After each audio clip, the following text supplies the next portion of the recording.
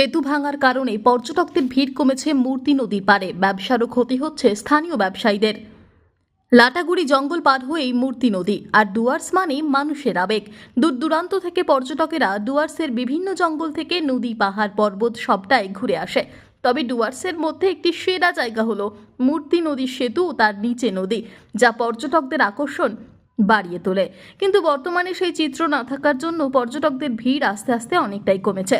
কয়েক বছর ধরে সেই মূর্তি নদীতে এখন আর পর্যটকদের ভিড় দেখা যায় না, কারণ মূর্তি নদীর একমাত্র মূল আকর্ষণ ছিল মূর্তি নদীর সেতু। বর্তমানে সরকারের তরফে সেতু ভেঙে নতুনভাবে গড়ার কাজ চলছে, তাই বন্ধ রয়েছে চলাচল। কারণ সেতুর কাজ হবার জন্য চলাচল একেবারেই বন্ধ। এলাকার কিছু ব্যবসায়ীরা বলেন, মূর্তি নদীর মূল আকর্ষণ সেই ব্রিজ, অনেক পর্যটকদের আকর্ষণ সেই সেতুটির। এখানে এসে অনেক মানুষই ফটোশ্যুট করেন, পর্যটকদের টানার একটি মূল আকর্ষণ। তবে সেতুর কাজ হওয়ার জন্য এখানে চলাচল নিষিদ্ধ, তাই অন্যত্র গেলেও তেমনভাবে মূর্তি নদীর স্বাদ পাচ্ছে না।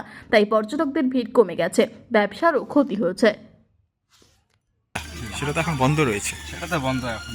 এখন তোমাদের এদিকে কি ব্যবসা চলছে? এদিকে ব্রিজে যে ব্যবসাটা হয়তো এখানে সেরকম ব্যবসাটা হয় না, কারণ ব্রিজে তো ওখানে রানিং লোক যাওয়া আসা করতো, জঙ্গলটা পার হতো, জঙ্গলে ঘুরতো। এখন তো সেরকম এদিকে এরকম নামার মতো জায়গা নেই ভালো। টুরিস্ট কম আসছে, কম টুরিস্ট কম, ব্যবসা এর ক্ষেত্রে বন্ধ যাচ্ছে, মানে খুবই ডাউন চলছে। হ্যাঁ, মোটামুটি এমনি ঠিকই আছে।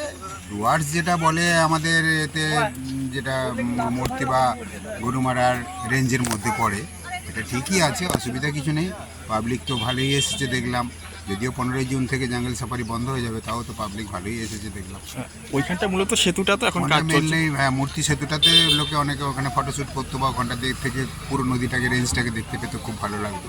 সেটা এখন আর হচ্ছে না, নতুনভাবে তৈরি হবে।